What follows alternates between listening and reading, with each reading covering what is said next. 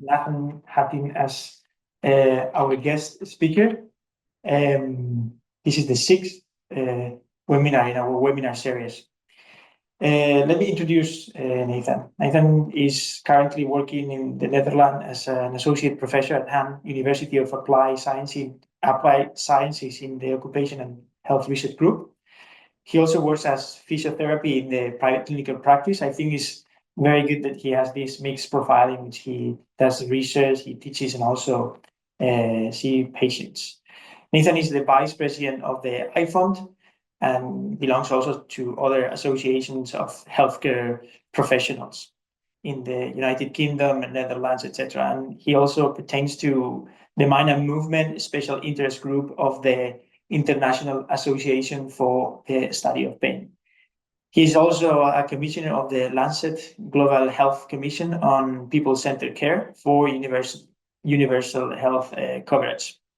His current research topics include chronic conditions, musculoskeletal conditions, self-management as the most important one, patient-centered care, occupational health, and work-focused healthcare and vascular conditions.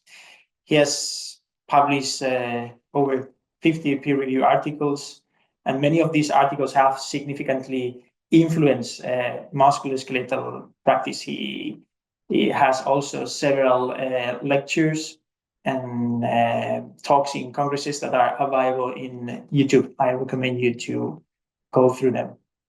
Nathan has also delivered numerous international keynote speeches in these congresses. So, Nathan, I think it's going to be over to you. Just for your information and for the audience, we're going to have, as we did in the last webinar, a more organic approach in which we will do questions and answers, and perhaps at some point Nathan might share some slides to support his explanations and etc. So thank you very much and welcome, Nathan, for accepting this invitation. Thank you for having me. It's an honor to be present in this webinar, so thank you. And also, I think it's a great project, the Digi4MSK project, so thank you for involving me in that project as well. Thank you. Let's start now. Let's start with perhaps the most simple and important question, which is why do you believe that self-management is important?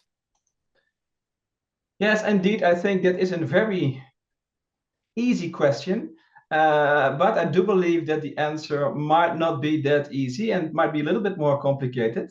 So I think the context is also very important. So I have a few slides prepared, and then you can see them right now, because I think it's very important to put everything into perspective.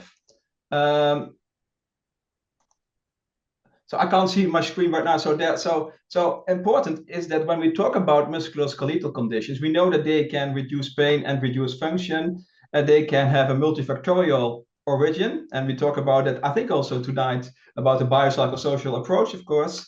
And they also do occur in all ages.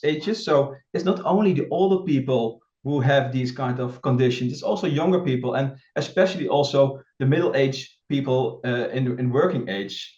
And often these complaints are also work-related. So that is very important because these people who work, they also make money, of course, and that's their income. So that's very important. And we also see an increasing prevalence. So more and more people suffer from these musculoskeletal conditions. And that is very costly because there are high costs associated with these conditions. For example, the costs for healthcare, but also costs for absenteeism and presenteeism. So people cannot do their work anymore, or cannot deliver high work quality. So that means that it's very important that we address this also in the future. So just a case to illustrate this for the audience.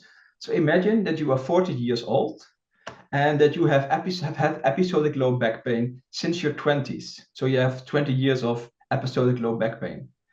But now the complaints change a little bit and you have radiating back pain into your right leg. So then we can think about what could that mean for this person? What could that mean? It could mean that you cannot perform all the tasks that you want to do. So this person had problems with seating position. So this person was not able to drive their car. Their work capacity is influenced, of course. And then the complaints are still there after 2.5 years. So you have pain every day in that 2.5 years. And you see the neurosurgeon, and they say you have degenerative changes of your lumbar spine. So there's bony compression on the nerve, and you might even need surgery. So imagine that is said to you. So what could that mean to you? And I have some examples here. You have to deal with the pain and the disability every day. You cannot participate in the activities you like. You have to deal with emotions and frustrations, misunderstanding from others. You need to accept your complaints. You have to use medication, adjust your lifestyle, make decisions about work, about healthcare approaches, work together with healthcare providers. I'm sure we will discuss this also today. And you have to find a way to deal with your condition. And these are just a few examples, a lot more. So dealing with persistent pain is a big challenge. And this was only one case, but of course, many people suffer from these conditions. So this is a really big problem. So that brings us to the question why I believe that self-management support is important. First of all, it's important that the steering wheel is in the hands of the patients. So patients are often we made them passive as healthcare professionals in the past. And I think they should be empowered. They should take a leading role in managing their condition. I think that is very important because a passive dependent patient is not the patient that we as healthcare providers do want, I guess. So putting the patient in the driver's seat is very, very important. So that's the importance of self-management. So putting patients in the driver's seat, that they have a leading role in their managing their condition. Often, and that was also discussed in the latest webinar with Kieran O'Sullivan, it's also a kind of financial aspect. So this is not my philosophy, but I believe that we should do self-management or self-management support because I want to empower people and they have a leading role in their management. But of course, also it can reduce healthcare costs, and we should be aware of that. And that can be a good thing, but that should not be the main reason to support people in the self-management. It's a nice add-on, a nice advantage as well, because in the future, with the increasing prevalence of these conditions and the high costs, this system is not sustainable anymore. So that's also, of course, it's also important that it can reduce money on the longer term. And here is one of the definitions of self-management. So it's about interventions that aim to equip patients with skills that allow them to actively participate and take responsibility for managing their persistent conditions so that they can function optimally. So it is really about equipping patients so that they're really actively involved and take the responsibility for managing their condition. And the reason why we need to support these people is because this is very challenging. This is not easy. Self-management is not easy in general for most patients. And people will definitely experience barriers towards reaching the top of their mountain to be able to self-manage. And that's the reason that support is really, really, really required. And that is where we healthcare providers come into the picture. And last year I published this paper, and I included the kind of definition of self-management support. So a person-centered collaborative approach used by healthcare providers to support people with health conditions to acquire the necessary knowledge, skills, support, and confidence to take an active and leading role in managing their condition in the context of their daily life. And in this definition, you see also that real collaborative approach between the patient and the healthcare professional, and then really to acquire the necessary skills and knowledge, support, and also confidence, because confidence, and we'll talk about that later, I guess, is also very important. And then the most important thing, the active and leading role in managing their condition. So I think that is what we want. We want patients to have that active and leading role. So that's the reason that I think it's very important for patients, not make them independent, but give them that active and leading role. Very good. And I think that this is, of course, challenging, Nathan. But what about the differences between the patients that you see in the private clinical practice, I guess that you might find patients that are very ready to change, to make a change and implement self-management strategies because they want to, they feel motivated for doing that. But I'm sure that you also find complex patients with difficult situations in which there are important barriers for implementing this self-management. I would like you to comment, if possible, on these barriers that you often find in the private clinical practice and how you address them, especially in the most complex patients. Yeah, so that's a very good question. So we should keep in our mind that systems are different in every country. So of course that is also something that of course can also be challenging. So I do see patients. I work in a private physiotherapy practice. I'm a physiotherapist from background, so I do see these patients in my practice. And one of the barriers is also that I believe you say patients they are open for such an approach, they want to change and those kind of things, but that's an assumption because many people who come to a physiotherapist with a persistent condition, they, as also discussed in last webinar, they still expect a kind of fixing approach. And that is the real challenge, I guess, in our practice. That, and I think that is the major barrier. So we should really change that narrative for the people and try to nudge them and influence them so that they change their expectations, because also those expectations, and I also noticed that it was discussed in one of the previous webinars. So patient expectations are very, very important. And if we do not focus on the patient expectation and not fulfill these patient expectations, then your outcome will be less likely to be beneficial. So that is a real challenge. So I do see those patients, but not everyone is open for a self-management approach. People still need expect that fixing approach. And that is something that we should change. And I was just listening to that last webinar with Kieran O'Sullivan, and then there was also the discussion about more broadly prevention programs. And then I thought, I think the best way to start is with children, because children learn everything at school, and that will stay in their minds. And I don't know if that is done already somewhere. Maybe it is, but I think if you really would like to change on the longer term, then we should start with the younger people and change their beliefs, because it's very difficult to change the beliefs of people who are in their 30s, 40s, 50s, 60s, 70s.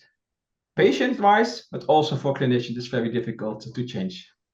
Exactly. It's not only a question about patients, but also clinicians and even administrative stakeholders, because I guess it is very difficult sometimes to change the way things are done in the public system, which depends on many parts and a lot of bureaucracy, perhaps. And do you have some recommendations, if that's possible, for healthcare systems to more and more implement self-management with musculoskeletal pain? Yes, so the context is very important, and one of the major barriers, I think, is the context, are these systems. But unfortunately, systems are not easy to change. So often it's more about finding ways to navigate the system, to move around the system, rather than changing the system, because that's very difficult, because politicians who need to lead the change in systems always also have their own objectives, their own things that they want to accomplish within a short period that they have the power in a specific country. And I think that's a real challenge. And in healthcare, it's also about making money for everyone involved. And I think that's also a kind of barrier. So I believe that changing systems is very, very difficult. Also in the Netherlands, we know that prevention is very important, but no money is going to the prevention part.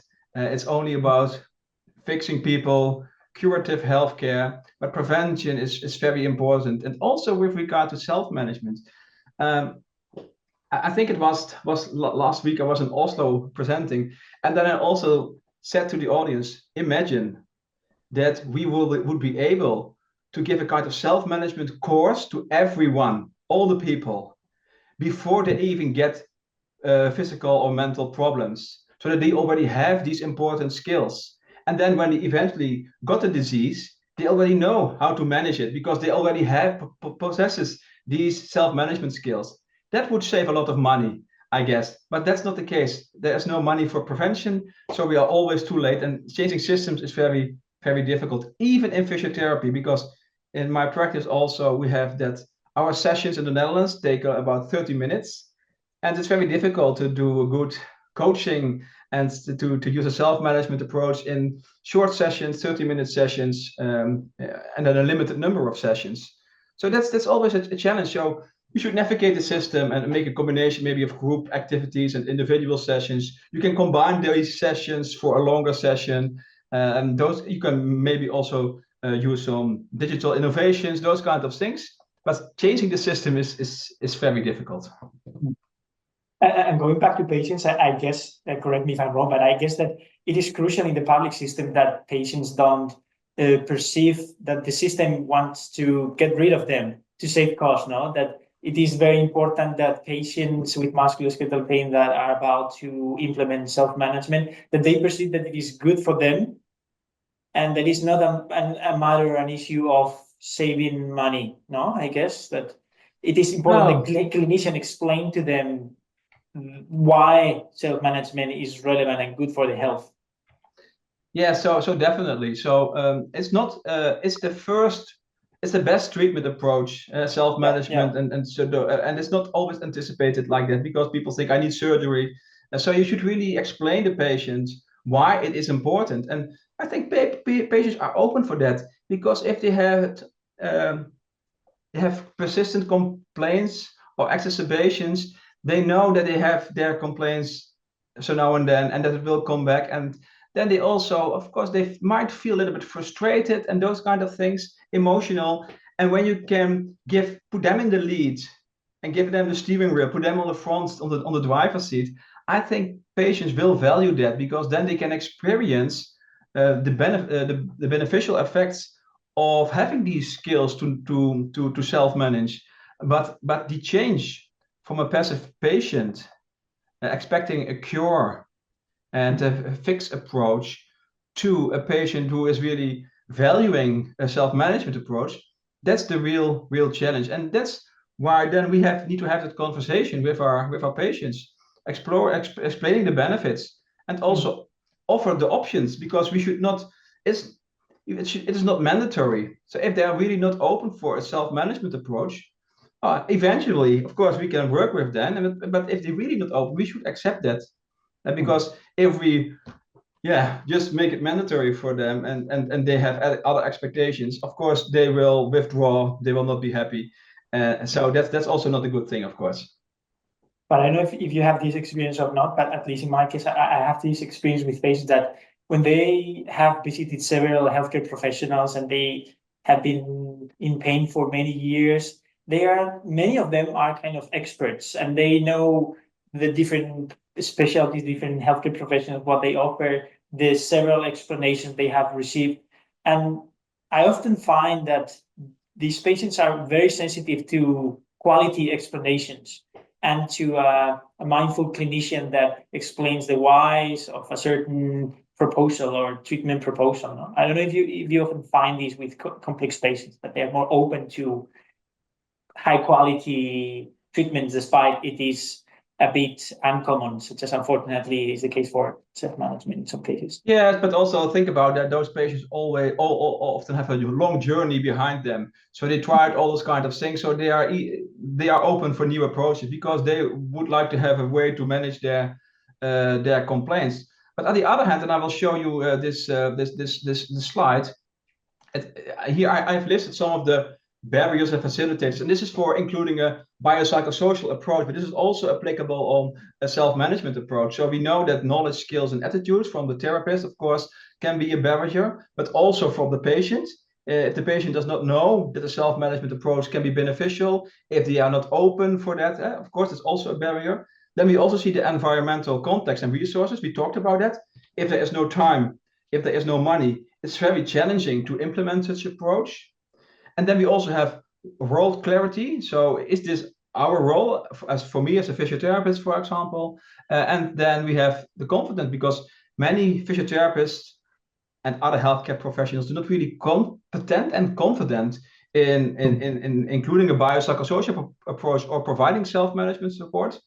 And then, because I was thinking about it when you talked about the patient and what the patient expects, and often the patient expectations are also a major barrier. And I can illustrate this with this vicious cycle model, because we know that those patients who visit us, they have their own requests, expectations. They visit you because they want something from you as healthcare provider.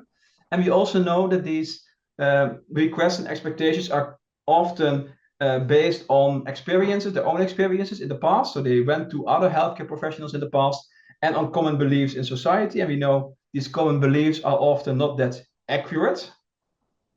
And we also know that these beliefs often come from us as healthcare providers. So also the biomechanically expectations from the patients are caused by us healthcare providers, because many clinicians still offer a biomechanically focused approach. And then patients also develop these biomechanically focused and biomedically focused expectations. So they come to you with that biomedical oriented expectation. And because we would like to fulfill the patient expectations, that barriers might prevent physiotherapists, but also other healthcare professionals to change their practice. And that lack of change could then reinforce inaccurate patient beliefs. And we are really in this circle. And I think we cannot blame patients because they don't know better. I think we should blame ourselves, because we should really break this vicious cycle. We should talk to people. We should provide them the best evidence, and also some positive examples of how this such an approach can be beneficial. And I think that's very important. So we should not, this should really change in the next decade, because we cannot continue with making our patients dependent of our treatment approaches, I guess.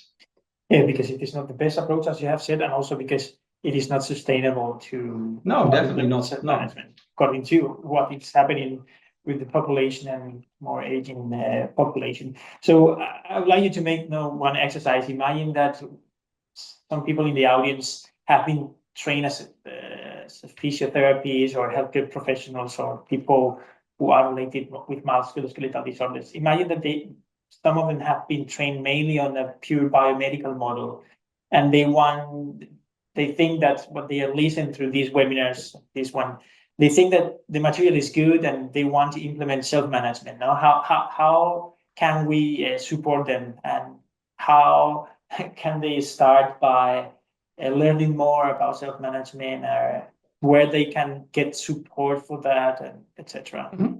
Of course, this project is one option, but yeah, I think that's a great question. And maybe we should first look again at the slide with these barriers, because if you would like to have physiotherapists adopting a self-management approach, then we should overcome these barriers. So it starts really with knowledge and skills and attitudes. So I think the people who are here in this webinar today, they have a kind of positive attitude towards self-management, because you are here in this webinar. So that's a good thing. You might not have all the knowledge and skills yet, but this is the first step to obtaining knowledge and skills. We said already, environmental context is very difficult to change. But if you can work on your confidence, and you can also change patient expectations, because we are good in that, we can provide guidance and education, so we can change patient expectations.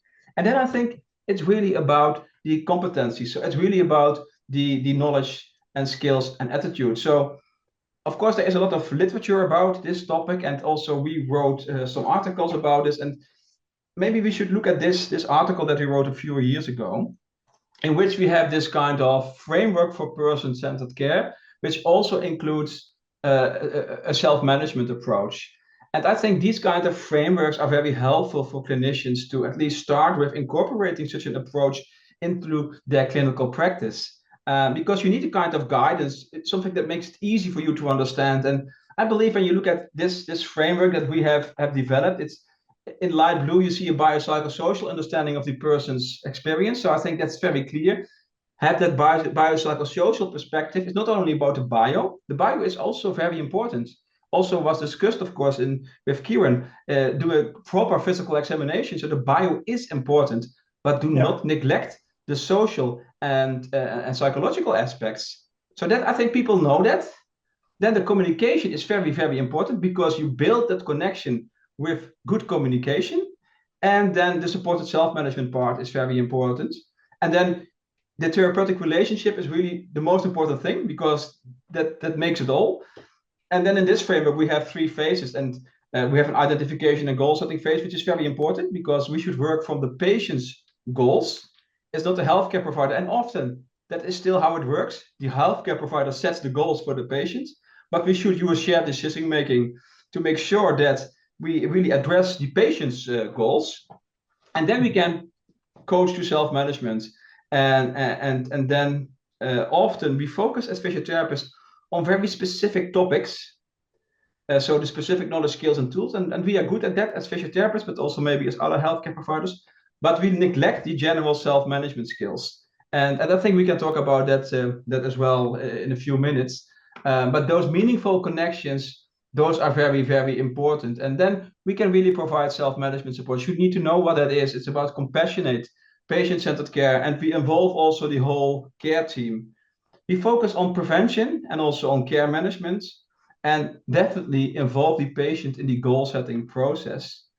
And it's really, it's not a one size fits all approach. It's really about customized education and skills training for this specific person, and also make use of what is already available. So make use, making referrals to already existing community-based resources, and also following up with our patients is very, very important. And self-management is really very broad. So there's a broad range of topics.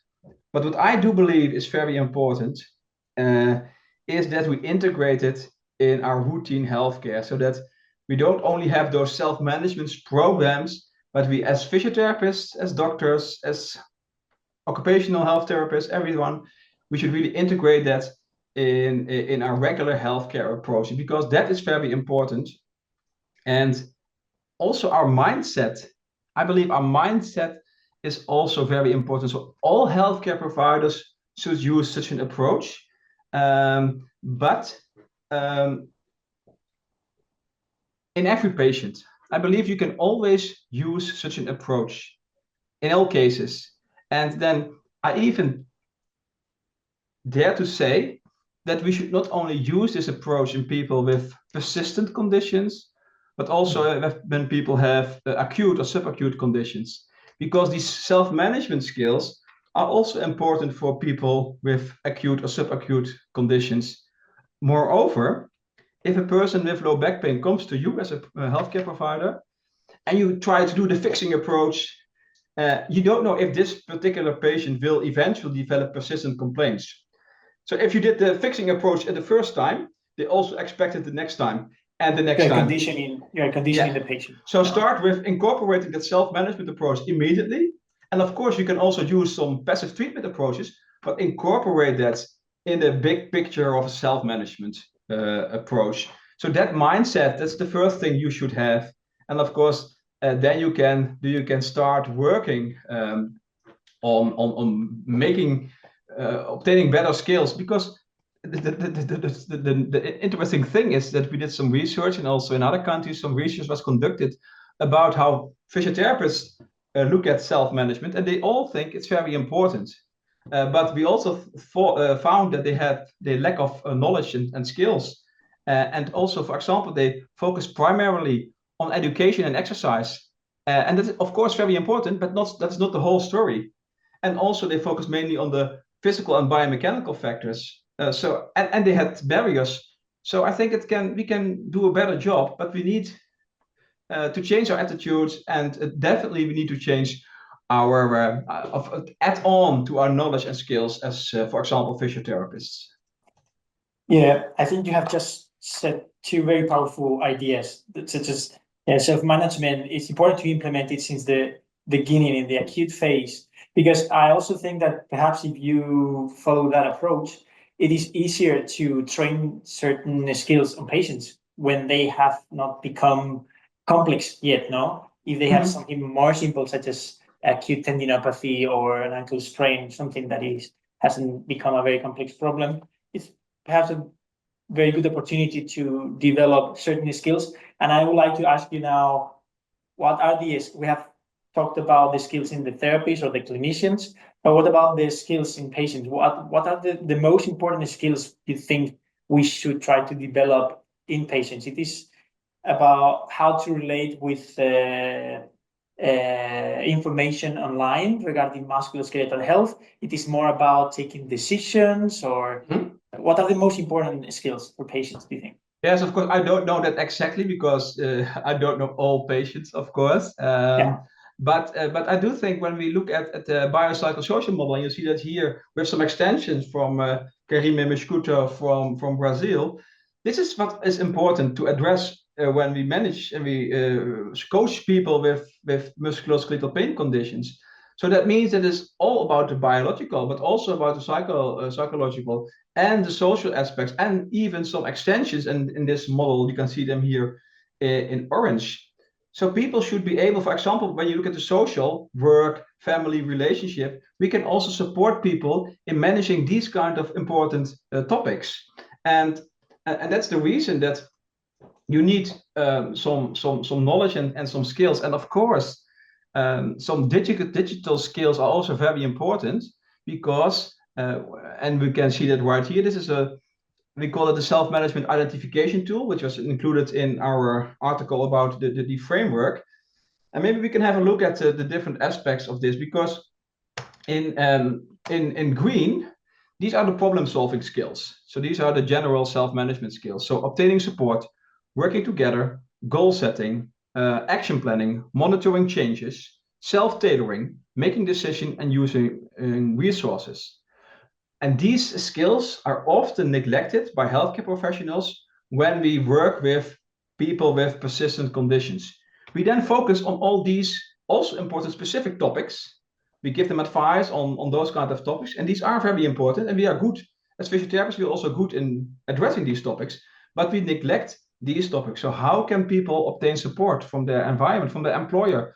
How can they use resources on the internet, for example? How can they find valuable resources for them? And then how can they how can they set valued goals for themselves? And if they have a goal, how can they do action planning? Because there is a goal, but how can they reach that goal? They don't know that. And then they are coming to work, and then they see some changes in their behavior and some changes in their physical condition. How can they then adapt these action plans, for example? That's what we call self-tailoring. And people need to make decisions. What's best for them? Should I do this? Should I take that treatment? Or shouldn't I take that treatment, for example? So these are the very, very important skills for our patients. And we should support people in obtaining these skills. And not all these skills are applicable on every patient, because some people already have part of these skills. But many people don't have these skills. They don't know how to do this. And that's something we should focus on. In addition, of course, to focusing on specific topics like here, how you can manage exacerbations, how you can adjust your lifestyle, how you can participate in work, manage your emotions. Those are also very specific, important topics. But we should really not neglect these general self-management skills. And I think that is very, very important to keep in our minds. These are the most important skills. So think about the green circles, those problem-solving skills. They are very, very, very important. I think this is another very powerful idea that you have transmitted, that I think this bias exists out there among the healthcare professionals, which is that self-management equals, as you have said, education and exercise, but it's not as simple as that. And it's very important to develop all these other skills. No, it's much broader, of course. So that's very important to take in your mind, to keep in your mind. And I just have here something I would like to share with you and with you all, because I think that's very, very important to have this perspective as well. So I will share my screen again. So we just go back to that case that I introduced to you at the beginning of this webinar. Because this was not a fictive case, this was my story. So this is me. When I was 44 years ago, I had this back. I still have this back problem. So I'm not only a physical therapist, a self-management master trainer trained in the US. My PhD was about self-management, but I'm also a person. And more specifically, I'm a person living with persistent pain. And in all these years, I have pain every day. So I manage my pain, my condition, with all the skills that I have obtained during my whole professional career as a physiotherapist, as a self-management master trainer, as a manual therapist. So I obtained all these skills, but we should keep in our mind that most of our patients don't have these skills, and that's very important. If they would have the skills that I have, they will be quite good in managing their conditions. So we should really find what patients need and support them in obtaining the skills that they need. Educate them, give them resources, support them in obtaining those general self-management skills so that they are better equipped to actively manage their condition on the longer term. And I'll give you one example. 2.5 years ago, I was in an appointment with a neurosurgeon, and she said, "You need surgery." So we're 2.5 years further right now. I didn't have surgery. And I know I might need it because my problem is a very specific problem. So I might need it in the future. But I was able to manage my condition, to have a good life with my condition, and also to make the decisions I want to make myself. I decided not to do surgery right now, based on all the knowledge I have. So it would be a great world if patients also have part of the knowledge that I have, so that they are also able to make these kind of decisions. That's what I wish for patients. That's very, very, very interesting. And it makes me think in another question, which is how do we modulate as clinicians the amount of education we provide to patients? Because with therapists that see patients, we see sometimes some that have a lot of capacity and are willing to learn more and have the cognitive resources and the opportunity, and they receive and absorb whatever you give to them in terms of information and quality information. But there are others in which they are stressed and have a complicated life situation, etc., and they just want pain relief. What criteria do we follow in order to modulate the amount of education we give to patients within the self-management implementations or programs? Yeah, so that's a very good question. And every person, every patient is different. So it's really dependent on the person, on the problems that they encounter, on their needs, on their characteristics. We should really tailor education that we provide. And if you look at the model that I showed you with the circles, we can educate them on the blue circles, as I showed you, how to manage exacerbations, medication, lifestyle, all those kind of topics. So we should access which kind of topics they need. And we are now in a project also to develop the musculoskeletal self-management questionnaire, which can also indicate what topic areas are important to address in this specific patient, because we should be careful with overloading them, of course. What's also very important, and that's the reason I have prepared this slide here right now, is what is the importance of education, because here you can see the differences between patient education and self-management support. And you can see there are some differences. And I believe, of course, we should educate people on those specific blue circles, but it's also more about self-management support. So it's really about teaching skills how to act on problems.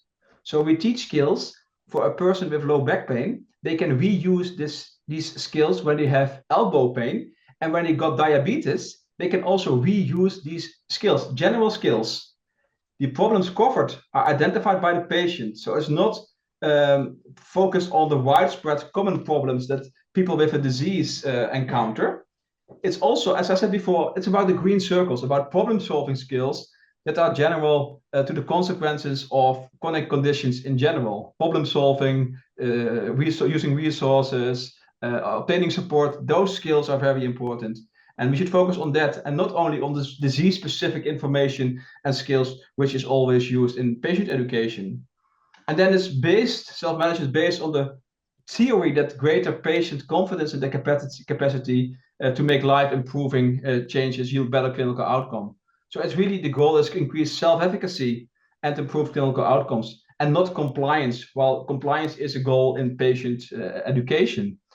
And I believe that self-efficacy is very important. So people should really have the trust that they are able to manage their condition. And that's the reason that positive experiences are very, very important. So people should have positive experiences. If they set goals, these goals should be achievable, because otherwise they have negative experiences, and that's not good for your self-efficacy. So we should also support people in setting those goals that are realistic for them, and then support them to achieve their goals. So I think education is a little bit maybe also overrated sometimes. Of course, it's important. Focus on the specific areas, the blue circles that are important for this particular patient, but definitely also focus on those general skills, those green circles, because these can make the real differences. Because I had to make a decision about decision making is one of the self-management skills, the problem solving skills. I had to make a decision of doing that surgery or not doing that surgery. Of course, you need to be educated about the pros and cons, of course, of those both options. But then you should really learn how to weigh those pros and cons. How can you make a decision because you don't know the outcome? And those skills are very important for patients, besides only focusing on patient education, because it's also quite a little bit passive, maybe. We provide education, and that's it. It's like lecturing patients now, which is something we should try to avoid. Yeah, definitely. Yeah. Because I think this is something that perhaps happened to several therapies when pain science education started like almost 20 years ago, that there was a common mistake now to lecturing patients about pain science and providing same pack of information to all chronic pain patients, regardless their preferences, their individualities, and their expectancies, etc. And it was a mistake, not individualizing them. And I think, yes, a way to individualize management, according to what you are saying, is focusing on the patient's needs and try to develop skills for that specific needs of the individual patient, right? Yeah, definitely. Yeah. Very good. I want to take advantage of this time to say to the audience that they are welcome to make questions, and we will convey these questions to Nathan. So please feel free to ask questions in the chat if you want. Very good. More questions. I have more questions for you. I will stay a couple of hours here talking about this. I like it a lot. What about the way of delivering this? I was going to say education, but perhaps I should say training or development of the skills on patients. Do you think it works better individually or in groups? And also, by extension, in the private clinical practice or in the public healthcare system? What do you think works best? Yeah, I think the answer is one size does not fit all. Mm-hmm. So it's really dependent on the patient. And that we are humans, we are all different. So some people might prefer having individual sessions because that can be more focused, while others really value the connections with others, with peers, and having support from other people with conditions as well. So those specific preferences are very important. So I believe that, again, if you then can focus on the patient needs, what their preference is, I think that is the way we should go. And I also agree what Kieran was saying in the last webinar. So the content should be the same, although across all those different potential ways to offer self-management support. And in the US, for example, it all started with those group sessions. So 2 hours group sessions, 6 or to 8 weeks. But I think those are less tailored than we want, because in an individualized treatment approach, you can really focus on those specific green circles, the skills that are missing in this patient or that this patient needs, and the blue circles, and educate on the blue circles on the specific knowledge. While if you do really a self-management approach in group sessions, it's more generalized often. And of course, then you assume that all these patients need the same skills. And of course they do, but some already possesses these skills. And then of course you can, a tailored approach could have a more advantage. And that's the reason that I believe that we should really incorporate it within our normal healthcare practice. Because I see these patients, they come for maybe for a fixing approach, but I can coach them to self-management. I can start having the self-management conversation. I can ask about those problem-solving skills. I can ask about their needs, and then I can focus on that within the treatment approach. Sometimes, and I give this example sometimes, we treat our patients, and of course we can touch patient as physiotherapists, so I can also do passive treatments, I can do exercises, and then during these treatment approaches, we talk about the nice weather, for example. Why not talk about problem-solving skills?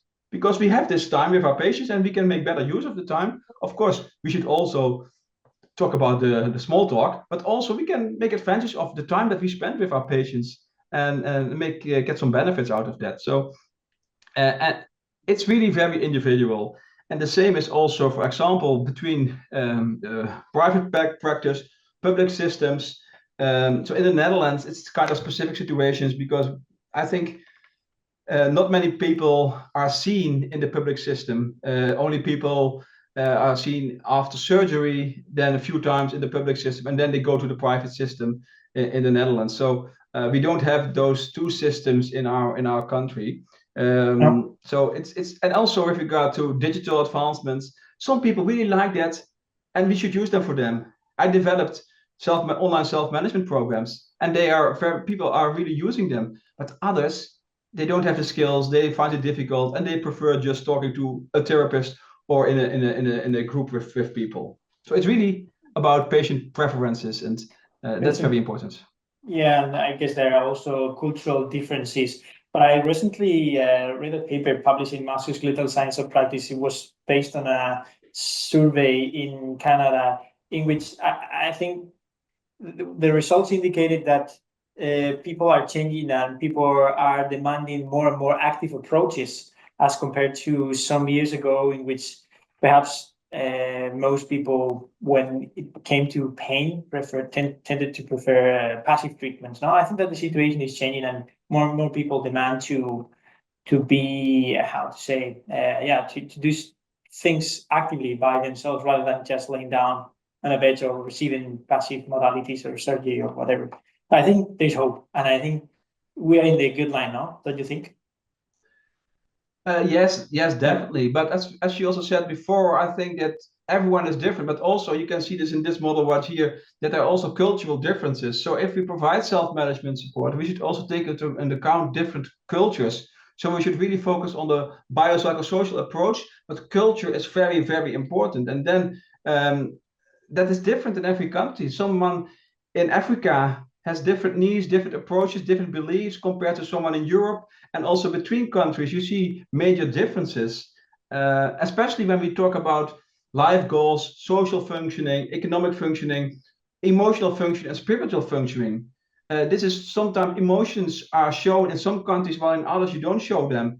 Spiritual functioning is important in some countries, while in other countries it's not important. So these cultural differences are very, very important, and make some advertisement in a few months, 2 months, the World Physiotherapy Congress will take place in Tokyo. And we also have a session about self-management there, in which we also incorporate health literacy and also those cultural differences in low and middle income countries, for example, because these are very important. And also for me, because in the Netherlands, we are a multicultural society. So people, we came from these different countries, different continents, have also a different culture, might have different beliefs compared to the average Dutch person here, who I see most often in my practice. Yeah. So we have a question from Argentina. I guess I'm going to translate. Silvana is an occupational therapist, and she's indicating that she applies a self-management program with workshops and individual sessions. looking for meaningful activities. No? And the question is, what do you think about the follow-up and how long does self-management sustain over time? Do you follow up 6 months or after a year, or what's your experience regarding? Yeah, it depends on follow-ups? if you want to make money, then you follow them up every 4 weeks. Yeah. Now, I also with regard to this, it's one size does not fit all.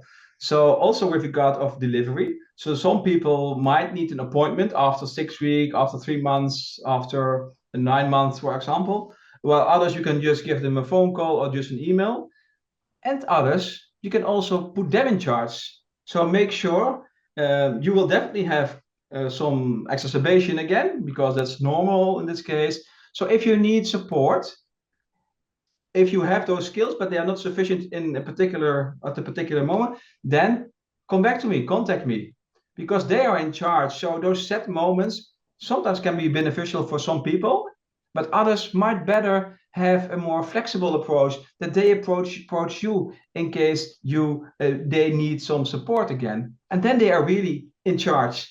And also we then assume that those people always need follow-up meetings. And if I remember well, I had a podcast with Peter O'Sullivan at the iPhone conference in last year, and we were talking about the cognitive functional therapy approach and the Restore trial. And if I remember well, he also said that most of their patients did not need a follow-up appointment. So they were able to manage their condition on the longer term. So we assume that people need those follow-up moments, and definitely some people know they need those follow-up moments. But it's really dependent on that person. So talk with the patient about this. They know what they need, and setting those fixed moments, I think we should be flexible and pragmatic, and if possible, give the patient the lead, let them decide when they need support in the future. Very good. And regarding those who need the follow-up, what's your experience? Do you prefer to do in-person consultations, or do you use any digital method for following them up? Do you use a blended method? What do you think that works best? I guess that also depends on the patient, but what's your personal experience? Yes, so if patients encounter problems, I think that the physical meeting, seeing them face to face, works best, because it's still easier to make connections and to talk really when we are in the same room. Although those digital advancements are also do a good job, of course. But if patients are quite good in managing their condition, we can also do that by phone or by a Zoom meeting, of course. I think everything is possible, and sometimes with regard to time, I think it can be helpful to do this online. And also with regard to, in some countries, the distances are very long, so it might be very difficult to see a patient frequently in your practice. And of course, then we can use the digital methods that are available right now. But making connections, I think it's often easier when you are in the same room. So some people might also think that's more beneficial or more helpful for them, I guess. Oh, very good. We are approaching the end of the webinar. I encourage you to make questions if you want. Well, I have another question, Nathan.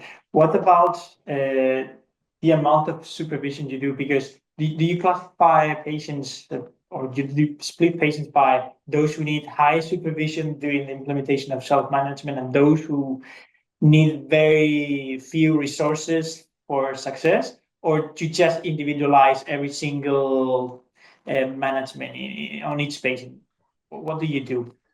Yes, that's a very good question. So nowadays, I work in private practice. So I mainly provide self-management support in addition to my normal practice. So I don't not do any group sessions at this moment. So I was trained in the US as a self-management master training. Then you have those sessions, and those sessions might be a good option for people who need some more thorough support and knowledge and those kind of things, because that can be very valuable for them. I now look at the patient in my practice and have the discussion, their needs, their goals, and then I really tailor the self-management support to them. And sometimes that's it is possible that it's more focused on the bio, of course. If there's not really some issues with regard to the social and psychological aspects, of course you are able to focus on the bio, but don't neglect those. And I think that's something that we should really keep in our mind. So I really see what is necessary for this particular patient, and I still find it very challenging or difficult to understand. That's still also in my own practice. I see patients that were with another physical therapist, for example, and they did not got any physical exercise or home exercise. And I think that is the easiest part. Of course, this is not only that's also part of self-management, but not only focus on the home exercises, also focus on all the other difficulties and barriers that people encounter in their life. But make a start with those home exercises. And still, many patients do not get these home exercises. And I think, why not? That's the easiest start to start a little bit with a self-management approach and make people feel when they should do the exercises and what they should do and how they can tailor the exercises. Of course, it's not enough, but this is a start. And still, that is sometimes lacking in my experience. Yeah, and yeah, I think of course individualized and individualization is your best experience. But regarding group sessions, do you think that, for example, the figure of the expert patient that has succeeded in self-management might be a positive thing to introduce these patients that succeeded in the past regarding self-management to positively influence other patients that might be more skeptical regarding non-passive treatments? Do you think that this would be a good idea to include these expert patients in groups, or? I have no experience with that. It could be working. On the other hand, people always say, I'm totally different. So yeah, so what works for someone else is not definitely also working for me, because I have far more pain, or it's totally different. So and we should not really try to convince people. So in the group sessions that I have experience with, it was just peers, all people with health conditions dependent on the focus of the group, and then they can also reinforce and support each other. And you also see really some positive effects of that. So it's not, you don't really necessarily need someone who has positive experiences. Of course, it can be a good way. And I think also other models are also working with those kind of people that have positive experiences. And I think it can work, but I don't have any experience with that myself. Very good. And just the last question that some Silvana in the audience have just made. Do you have experience with patients with fibromyalgia or widespread pain? Yeah, so not specifically with fibromyalgia, but we do also have patients with widespread pain. And so in my case, from my perspective, it does not matter what the problem of this person sitting in front of me is. The label, or the pathology, or the no, condition? It does not. Yeah, so because it's about their self-management and their self-management skills, the green circles. So the support that I provide is on those green circles, and then if they have specific needs, the blue circles, I will address that, regardless if they have back pain, if they have arm pain, if they have headaches, if they have fibromyalgia. It doesn't really matter. Of course, your education, it will be different because there are different mechanisms involved. But with regard to the self-management approach and providing them problem-solving skills, these skills are the same in all conditions. This is very important also. That helps with the narrative of cost effectiveness, because complex pain patients often have comorbidities such as metabolic conditions or poor mental health, etc. So it is very good that just by improving certain skills, you also can help with the other conditions too. So this is a very good narrative for convincing politicians to implement this at a higher scale, no? Yeah, definitely. So the skills are the same, and so yeah, a self-management program for people with diabetes is 80% the same as for people with persistent pain. Of course, there are differences because some specific medications and those kind of things, but generally there are many similarities within those programs. Yeah. Very good. Well, I think we have just very last question. I think we have somehow replied to this before, but could you again comment a little bit on how do we identify those who are good candidates for self-management and how to differentiate it from those who perhaps are not? Yes, so I think have an honest conversation with a person sitting in front of you. And I believe, as said before, that we should use this in every patient. So every patient, in my perspective, needs a self-management approach, but the extent that they need can be different. But all patients need to self-manage, I guess, because they need to deal with their complaints, they need to make decisions, and some are doing quite well. So they not really need any support with regard to those specific skills. But many patients do need some support on the green circles, on the blue circles. So I focus then on those. And maybe there are only a few of those circles, but you should really have a good conversation, build that connection with your patients, because you can have an honest conversation, they can express their needs, their goals, and then you can really focus on that because they want to achieve their goals. So we focus on overcoming barriers, and these barriers might be that they lack the necessary skills, their knowledge, and those kind of things. But I believe you should use this approach in every patient as a basic approach. Very good. I think this has been a very, very interesting webinar, honestly. I think we have covered very important topics that are going to be even more and more important in the future, I think. So I think all healthcare professionals, it is my clear vision, should be trained and educated in the implementation of self-management. So thank you very much. One last key message, maybe. Of course, because of course. We are all different professions, but we should speak to people with one mouth. Because when I advocate for a self-management approach and the general practitioner does not do that, and then patients have those fixing approach expectations. So we should talk with one mouth as a global health profession, because that's also lacking. People have hear different stories, different approaches, and that's very difficult because you would like to hear one story. So we can also really do better as a profession, healthcare profession in general. Very good. Some people are asking for where to get more information. I think we will provide with some references where you can get information about what Nathan has just presented. So we will circulate some references, okay? I'm going to share my screen just 1 minute to share a little bit of information, and we'll finish after that. Okay, remember that in the project we have ideas context that will we have a deadline on April 30th about how to implement self-management studies with patients. So you have the opportunity to come up with creative ideas and how to help your patients with misinformation and poor quality information online. So we encourage you to participate. We have a prize for the idea that wins the contest. And same for patients. We have another contest for the general population. And remember to do our survey. I'm going to leave this QR code. And the very last thing, remember our next webinar, which will be more focused on pain mechanisms and will take place on April 10th.